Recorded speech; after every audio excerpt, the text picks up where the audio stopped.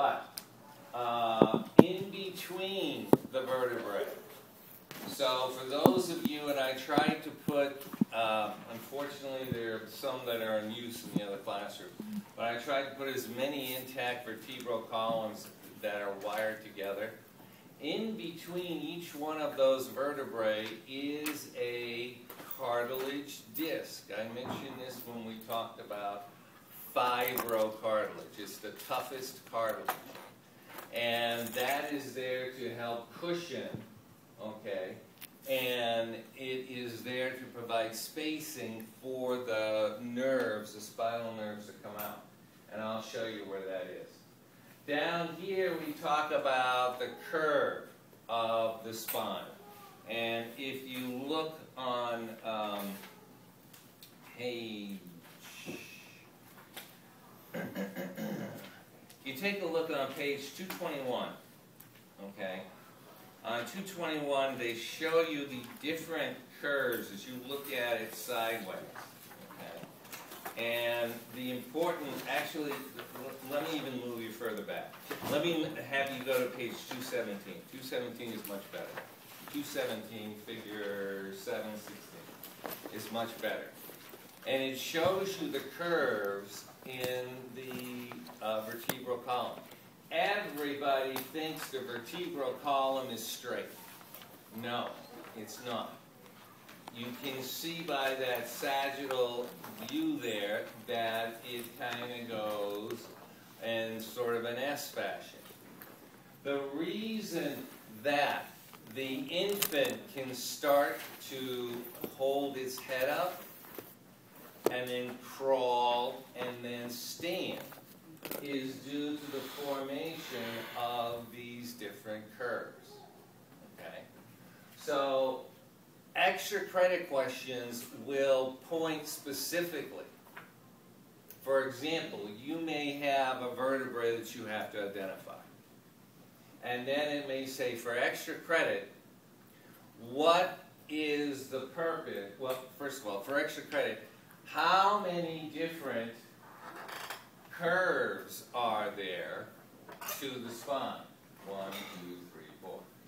And what is their purpose? There's only a single anterior concave curve, cervical, lumbar curves develop later. Okay? Anything that is written out in paragraph form is extra credit. So I told you that we were going to start basically right here where the Microsoft Word auto format kind of went goofy on me. Okay? If you wish, cross off this A right here, get rid of this A. You look at the very top. Right at the top of the screen it says 4. Number 4, this vertebra, the vertebral column has 4 alternating curves. This is supposed to be number 5. Okay. So get rid of this A. We're supposed to have 5.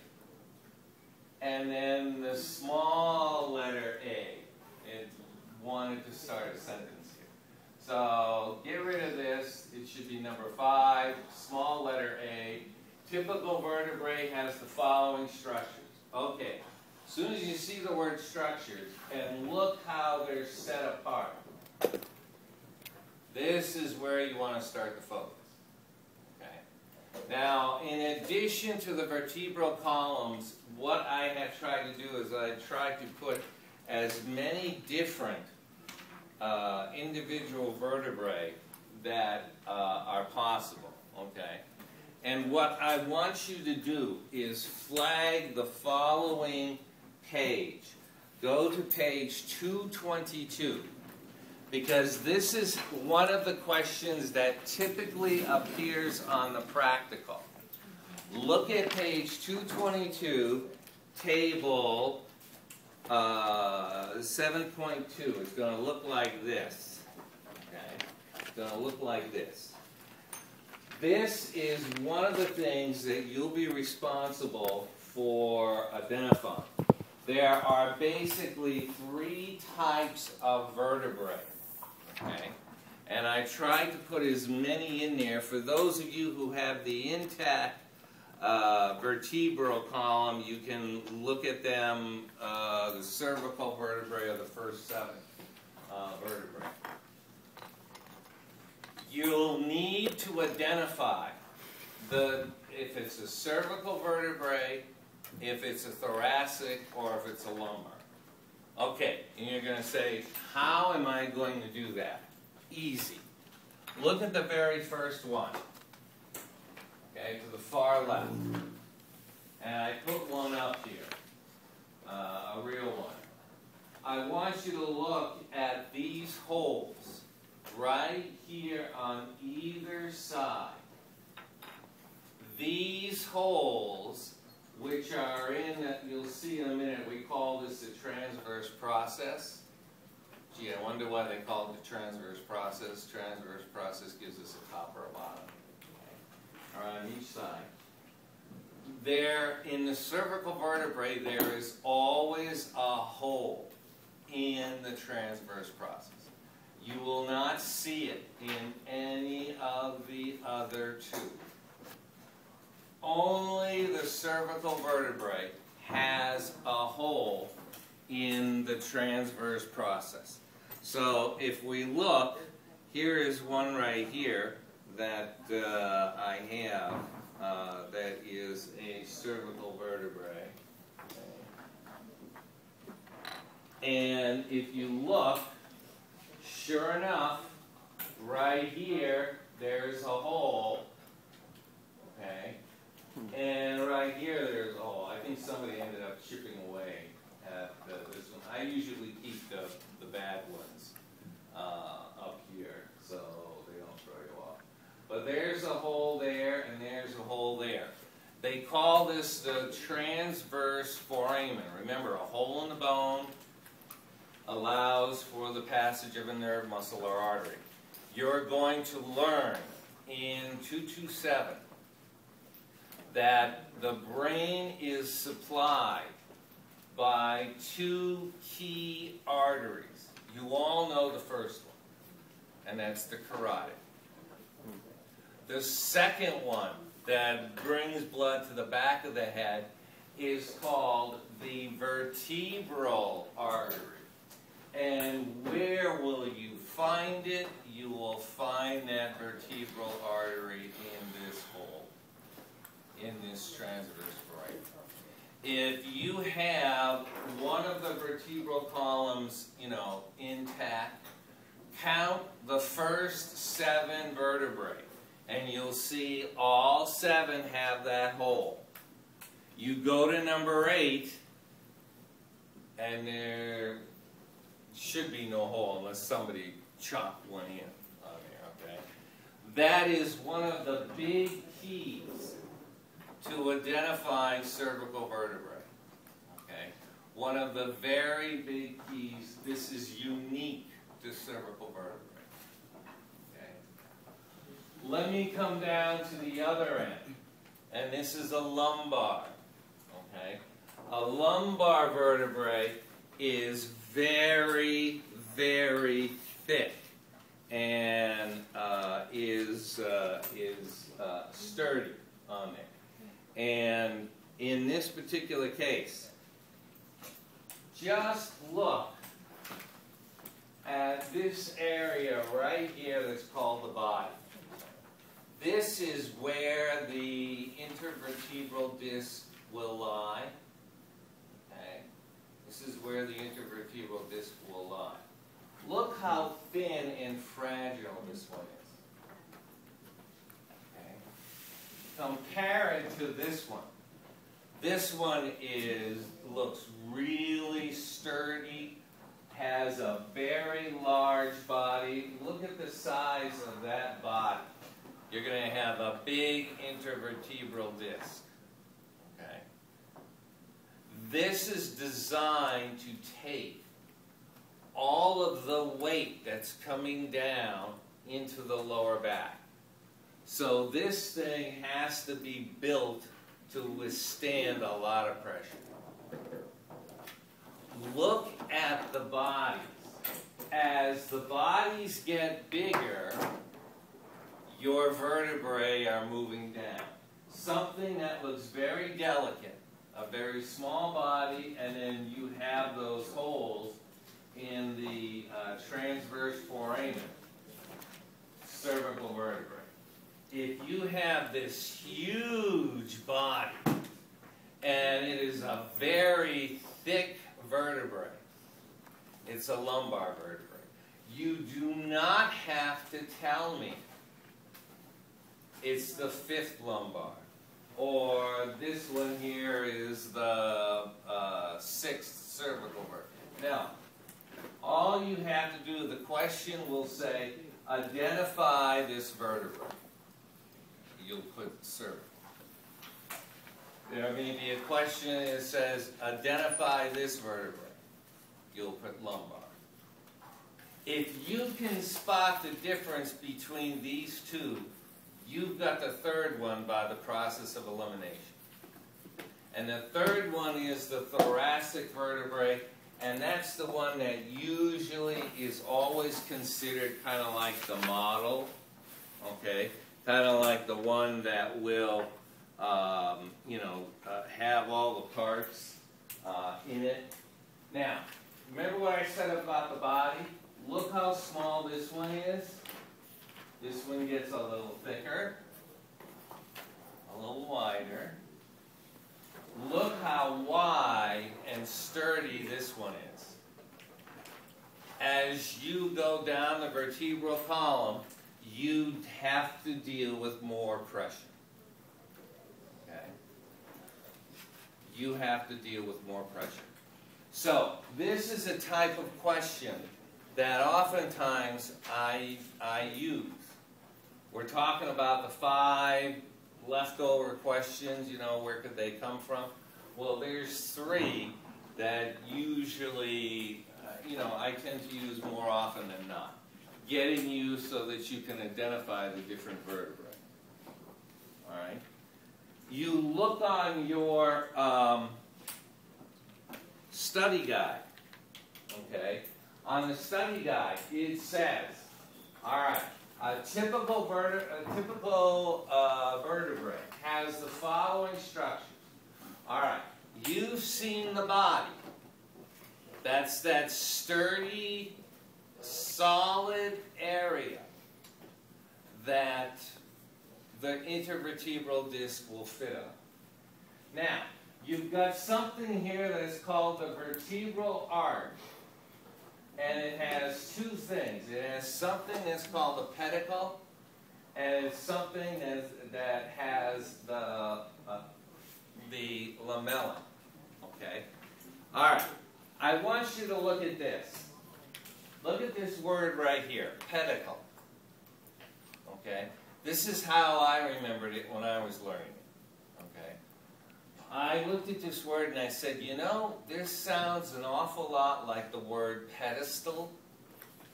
Okay? And what do you use a pedestal for? You sit something on it, right? Like maybe a vase of flowers. So it's there to support. The pedicles are going to be supporting these 2 structures here, the lamellae. Let's actually see where they are. Okay.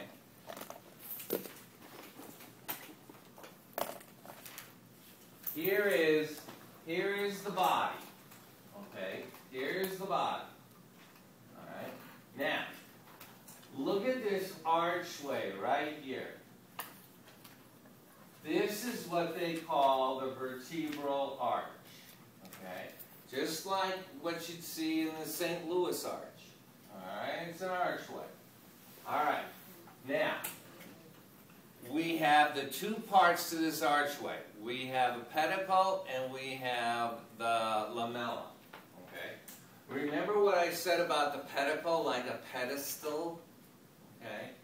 As it turns out, this part that comes right off of the body, okay? And I know they get this other junk in the way. Let me actually go over here where it's a little bit clearer.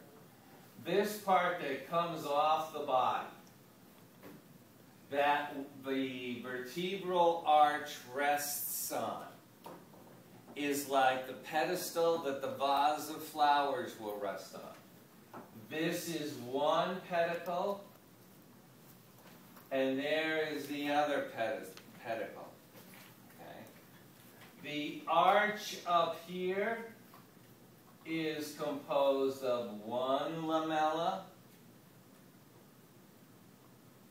and the second lamella. Again, just to get you oriented, right here where my hand is, anterior. This is anterior. Right here where my hand is now, that's posterior. If you run your fingers up and down your backbone, you're going to feel these bumps as you run the finger up and down the backbone. What you're feeling is this thing jutting out. It's called the spinous process. That's the bump that you feel right here. If you can remember this spinous process is this bump, that will help you with the orientation. Okay? That will help you with the orientation. Pedicle, like the pedestal. Pedicle, lamella, lamella. Okay? That's your vertebral arch. All right? That's your vertebral arch. All right, now, you look at this thing here, and it says there are 7 processes. And you go, oh my God, 7 processes. I already showed you one. Okay? And look, I'm trying to give you a hint right here, where I put the word spine. So I'm trying to tell you, hey, go run your finger up and down your spine. And those bumps you feel as you go up and down the spine, that's going to be the spinous process. Okay, that's going to be the spinous process. We talked about the 2 transverse processes. Remember the cervical vertebrae?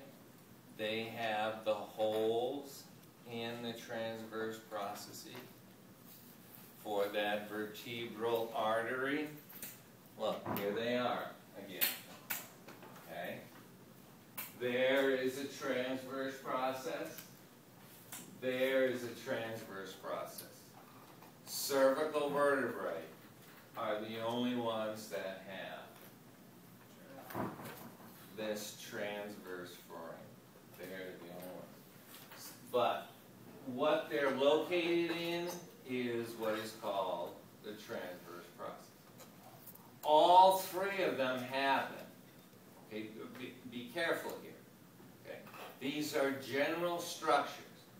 I tried to point out to you the individual specific ones. If it's cervical, it looks very delicate, and you will see these holes. That's what makes it a cervical. If it's a lumbar, you have a thick, heavy body, but you are going to have transverse processes sticking out. You have a spinous process sticking out. Okay? So number 5 is telling you general characteristics on your study guide. Number 5 is telling you the general characteristics. 2 pedicles to make that arch, 2 lamina that are supported by the pedicle. All right, 3 and 4 are where the students have the toughest time with them. You have something that's called superior articular processes with facets. And it's like, wow, that sounds really complicated. Well, first of all, let's start with the words that you know. What words in here do you know that you can pick off right away? Superior and inferior. So that means this one has to be above the vertebrae, and this one has to be below the vertebrae. Okay, good. What happens with this word, articular? Anyone want to make a guess? I'll give you a hint. It's involved with something like the elbow or the knee. A joint. Wherever you see the word articular, it's a $20 Scrabble word to describe a joint.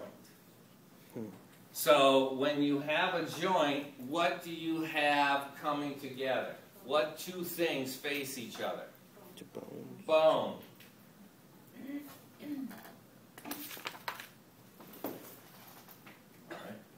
Just by looking at these two words, you already have an idea about looking in a location and knowing it's going to be a joint. If you end up taking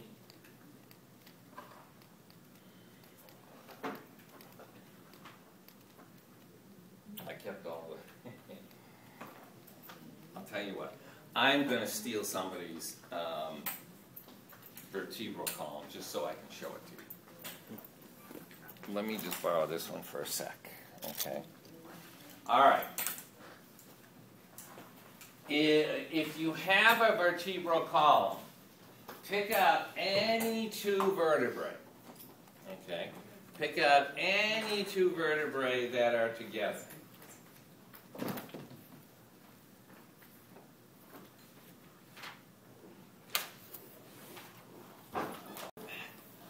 I want you to go to page 221.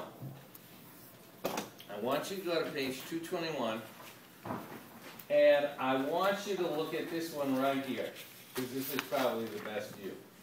This lumbar vertebrae, because it's going to be talking about a superior articular process and an inferior articular process. So I want you to follow me along when I do this.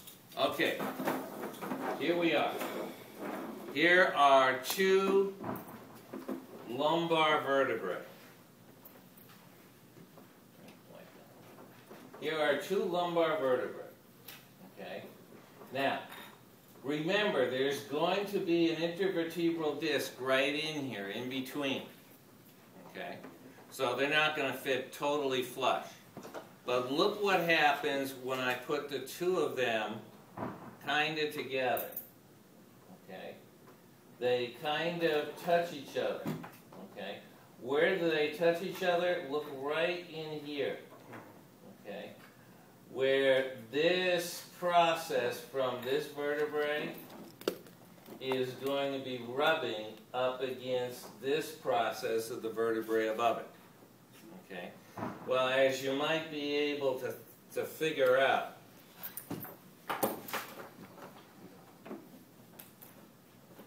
I brought my laser pointer today.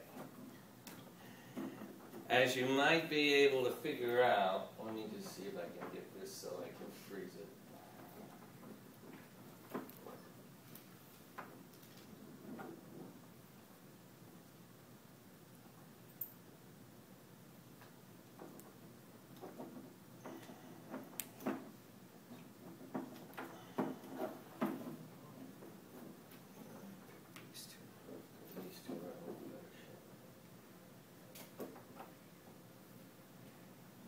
Try to get my big fat hands out of the way. Okay, so here is one lumbar vertebrae. Here's the one underneath it. I want you to look right in here. Look how this process is going to rub up against the process coming down from the one above it.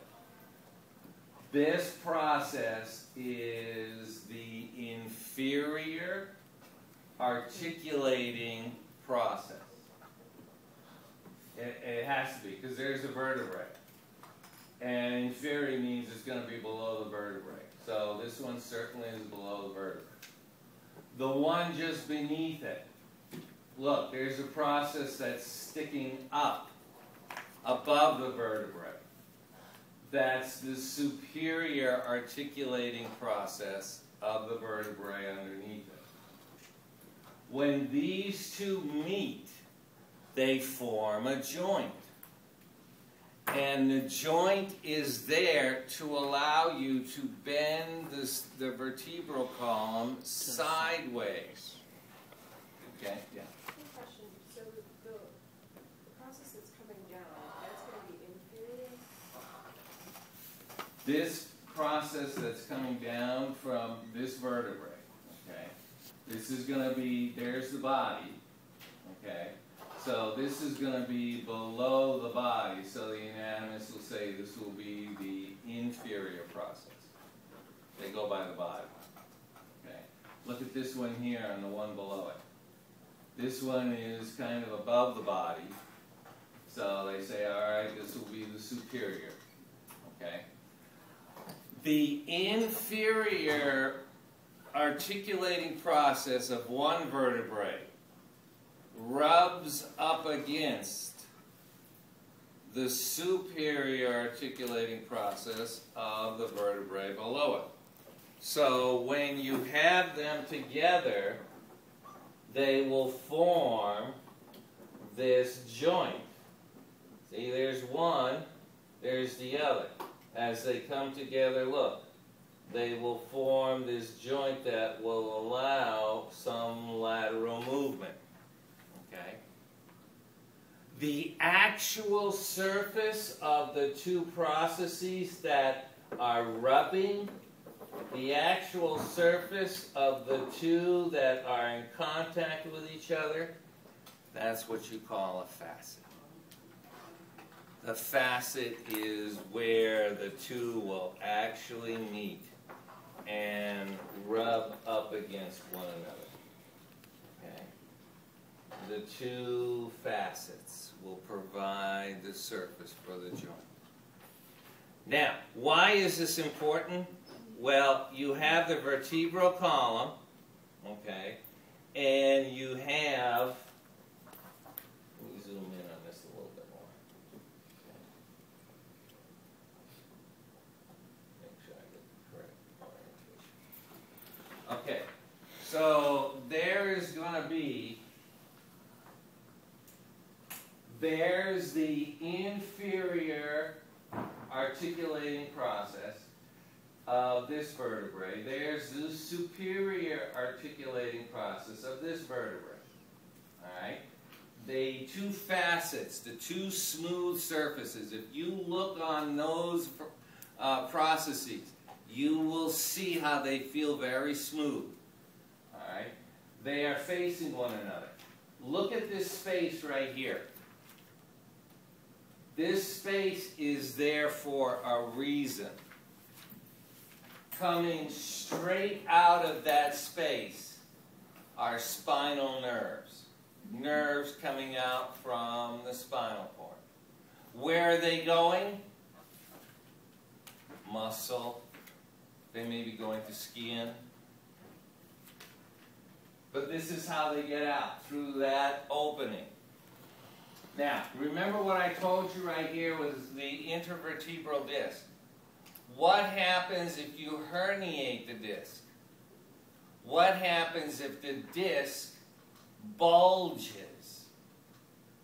There's only one place for that bulge to go, and that's into this area. When that disc bulges out, and the way to think about it, think about a water balloon. You grab one end and you squeeze. You don't squeeze hard enough to break the balloon, but you grab one end and you squeeze. What happens to the other end? It bulges out. That bulge is in this area. What is also in this area? Your spinal nerve. That bulge now is pushing that spinal nerve against this bone. Nerves do not like to be pushed against bone. There is the chronic back pain that people with herniated discs suffer, because this disc has bulged out into this area and has pinched that spinal nerve against that bone. Okay? So what you have looked at then is you have looked at the four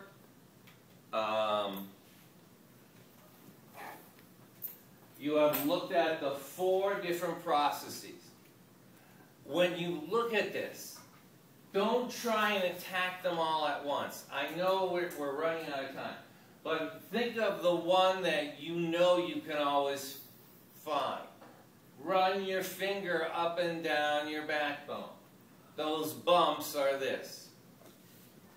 You can find the transverse process because remember the cervical vertebrae. They are the ones that have holes in it. Then you're left with these two. Use the words to help you find the location. When you see the word facet, all it means is a smooth, polished surface. And it's where the two bones meet. You have all of the characteristics of the vertebrae. I put in here what happens when you have a herniated disc. The nerves get pinched on it. Remember, if it's in a paragraph form,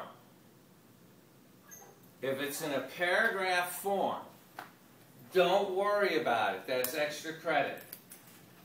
You'll go back to that for extra credit. What did you say again? What happens with the herniated disc?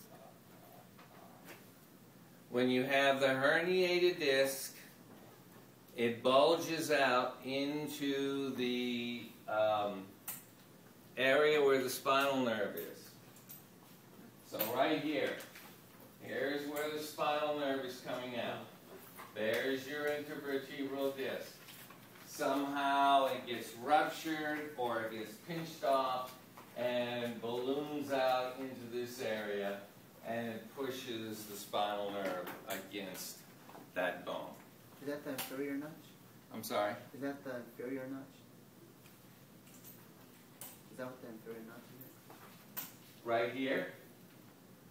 No, and the little, where it goes inside, is that considered the inferior notch? Yeah. Here? Yeah. No, what you're going to have is you're going to have, again, look at page 221, okay? And you're going to see that you haven't, actually, let me take you to here. Here's better. Okay. That hole that the spinal nerve comes out of is the vertebral foramen. Okay? Is the vertebral foramen. You only have notches really in a couple of places. The scapula, and I showed you the notch in the mandible yesterday. Now, look at this. Look at where this is. This is in a sentence. This isn't listed out right here. If it's in a sentence, do not worry about it. I could easily ask you, the foramen that is formed in between two vertebrae where spinal nerves come out is called, that would be obviously extra credit. All right, you go down here and you say, okay, wait. Well, there it is. All vertebral foramen in the spine are aligned to form the vertebral spinal canal, and that's where your nerves are coming out. Okay? Do not worry about things that are in sentences. Worry about things that are listed. Okay? Now, these here, we're going to take a look at when we do the pelvis. So I'm going to put those on hold right now.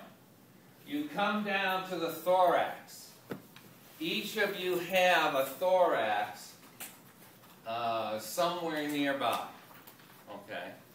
And it's kind of a brownish set of cartilage. Looks like this. Okay. And right dead center you have something white. Right dead center you have the sternum. Okay. So, what I want you to do is come down to, again, look, all this is in paragraph form. Don't worry about it. You'll find extra credit in there. Come down to here. A. Look, I have them listed. Sternum. That's your breastbone. Okay? The sternum, that's your breastbone. Here's what you've got.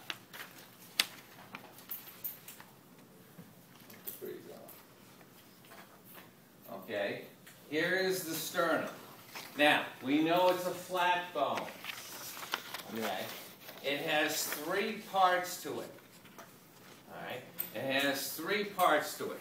Just take, turn the page to 224. Turn the page to 224, look at figure 722. It has it marked for you. The uppermost part, right here.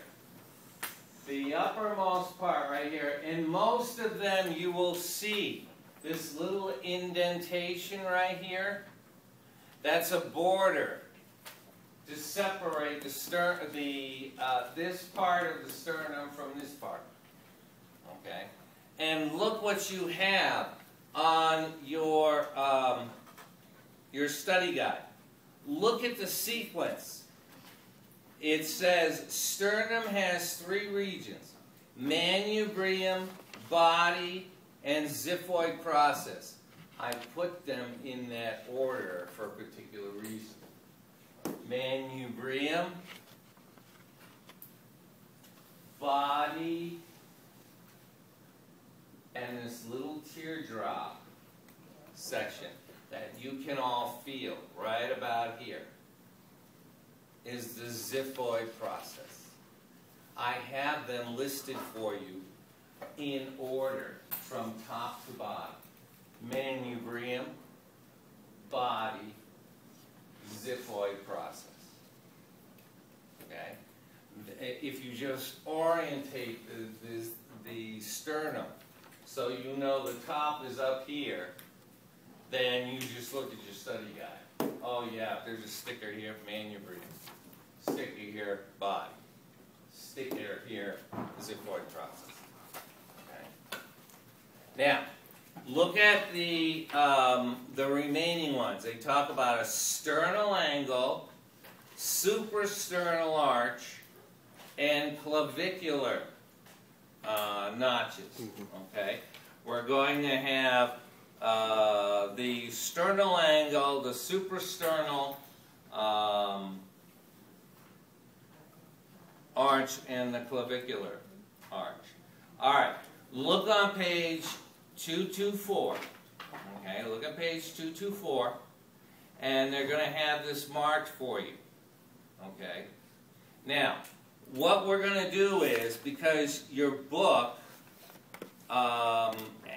has the doesn't have the sternal angle.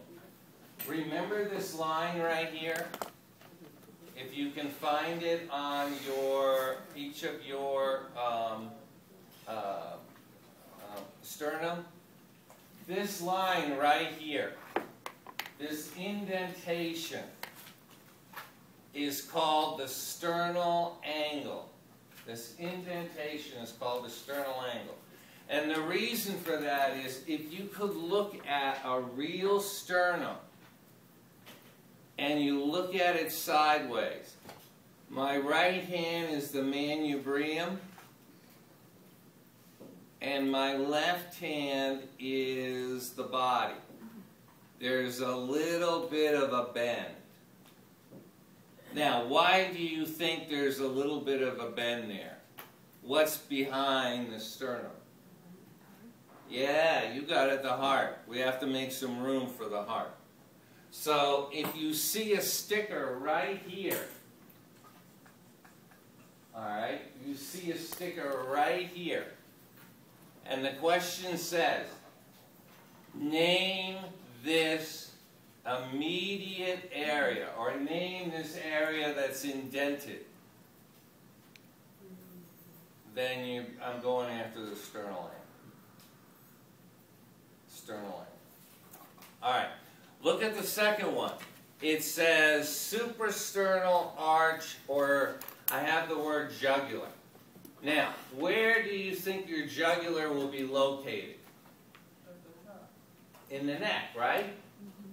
Yeah, as you find out when you do your 227, the jugular is coming right out of here, right where my finger is where the jugular is located. So you can take your finger and you can just rub it at the base of your neck, and you will feel a U-shaped border as you run your finger across the base of your neck. What you're running your finger across is going to be, and I know you didn't do that very good of a job here, but is going to be the jugular notch. That's what your book has. Okay, the jugular notch. I learned it as the suprasternal notch. Suprasternal, jugular, either one is going to work. You have the jugular vein right here. Okay? So think about where the jugular vein would be. The last one you have is this area right here. Okay? That slopes down. Connected to that, I'm just going to move this down a little bit so I can reach it on the screen. Connected to that area is going to be my yardstick. And my yardstick represents your collarbone or clavicle. So when they talk about the clavicular, they use notch as well? Yeah, okay.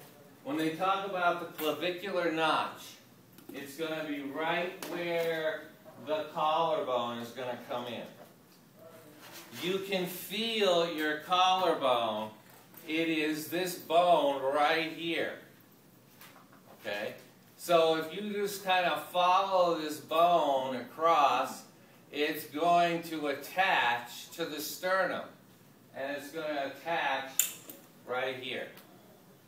Now, tomorrow, you can certainly use yourself as a model. Okay? So if you're not sure what the bone is that you're looking at, okay, you can try and match it up. It's amazing when I put the femur in. It's amazing how many people are trying to make it work up here. A little bit too big. You may certainly use yourself as a guide. You can't use the skeletons, and you can't use your neighbor. Now, come here a minute. I want to try this out. Okay? So you can use yourself as a guide. You will, because I have told you so, and I will be here tomorrow. You will be able to start at any station, and you will be able to come back to any station. And finally, there will be no repeats. So if you think you saw it on one bone down here and then you're seeing it over there, you need to rethink one of the answers. There will be no repeats. Okay? There will be no repeats. And you'll have your study guide with you. All right, that is the sternum, okay? And what I want you to do, we're going to look at the shoulder blade at some point on that. But remember what we have been talking about. We've been talking about how 25 questions, 10 on the brain, or 10 on the skull, thank you, and 10 on the arm and the leg. And you'll see that'll probably break out 5 and 5. Okay? Maybe it'll be 4 and 6, but pretty close. All right.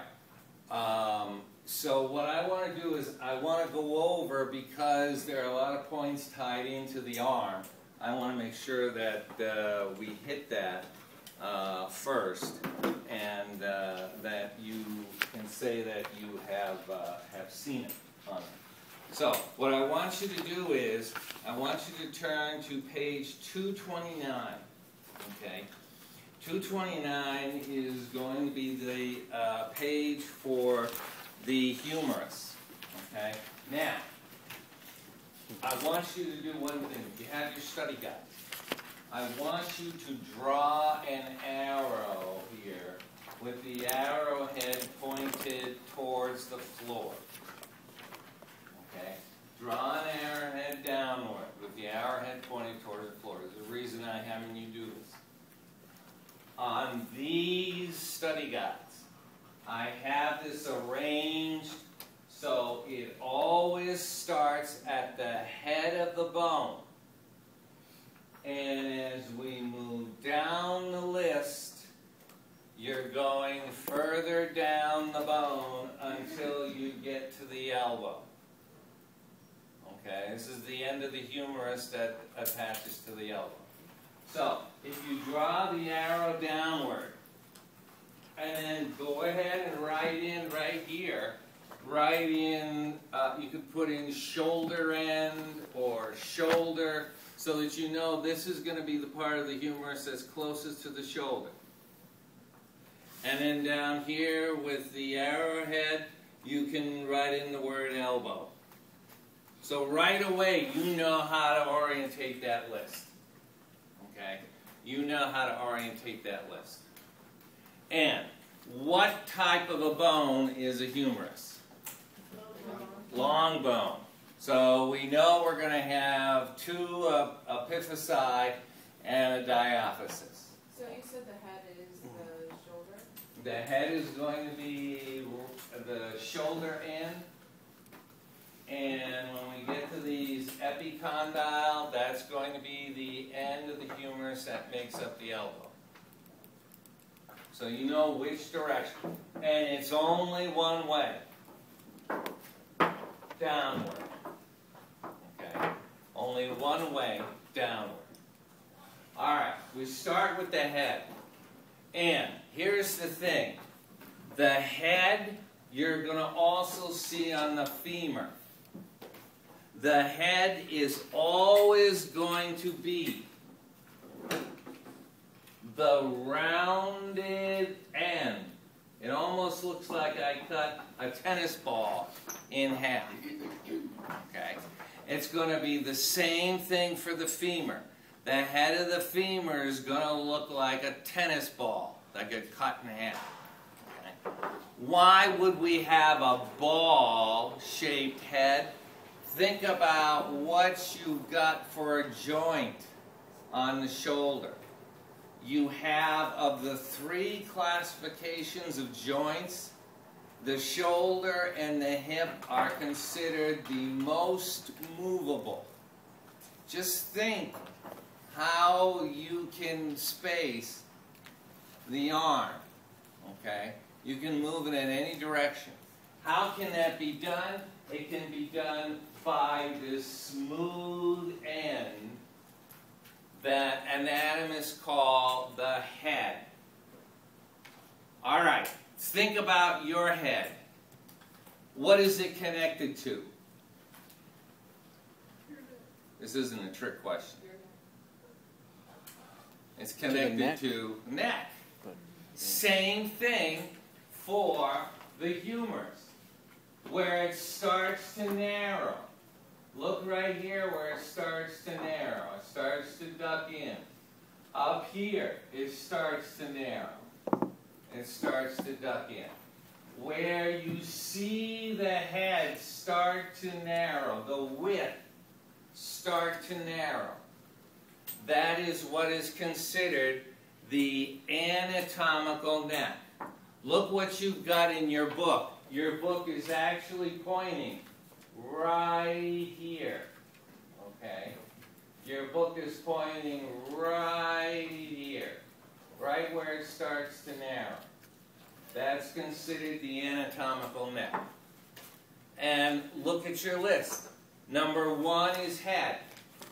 Number 2, anatomical neck. Okay? So I have these in order. If you understand the logic of the study guide, you've got 50% of the battle won. Okay? You've got 50% of the battle won. Look at number 3 and 4. It says greater tubercle and lesser tubercle. All right. First of all, you drew that arrow. You made that note about that end of the humerus being closest to the shoulder. So, a tubercle is usually a rounded projection. Okay? A tubercle is usually a rounded projection. Look in your book, you see that they have an arrow pointed right here. This is the greater tubercle. Okay? Right here, this is the greater tubercle. Gee, is there a reason why it's number 3?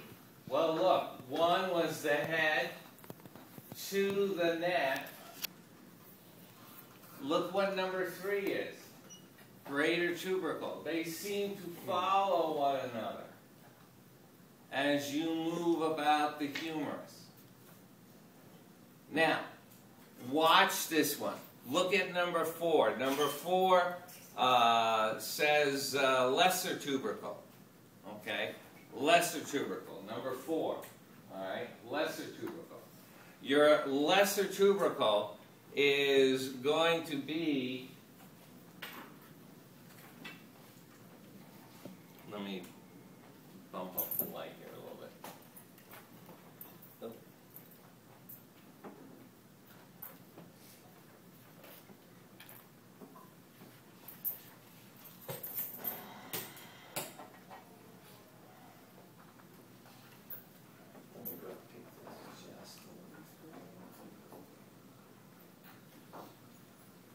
Okay.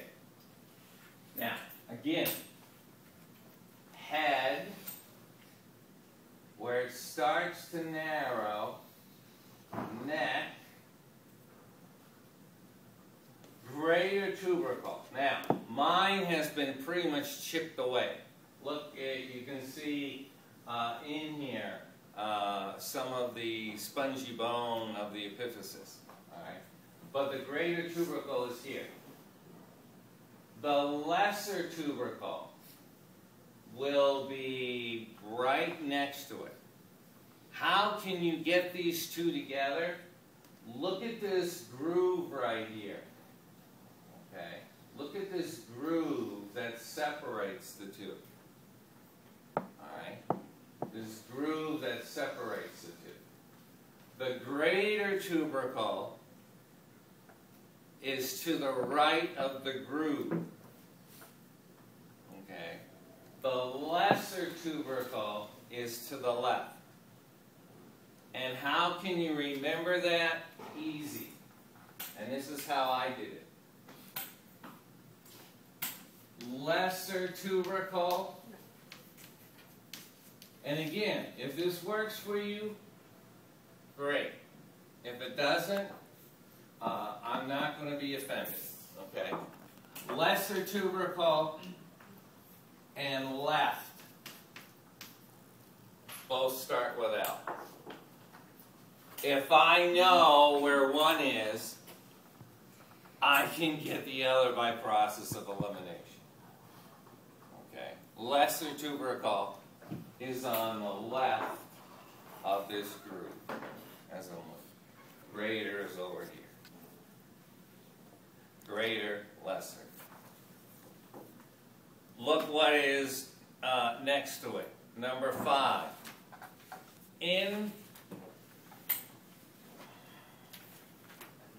Intertrabecular sulcus. That was misspelled.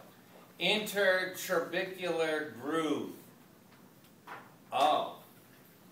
That groove right here I had you focus in on, that is shaft.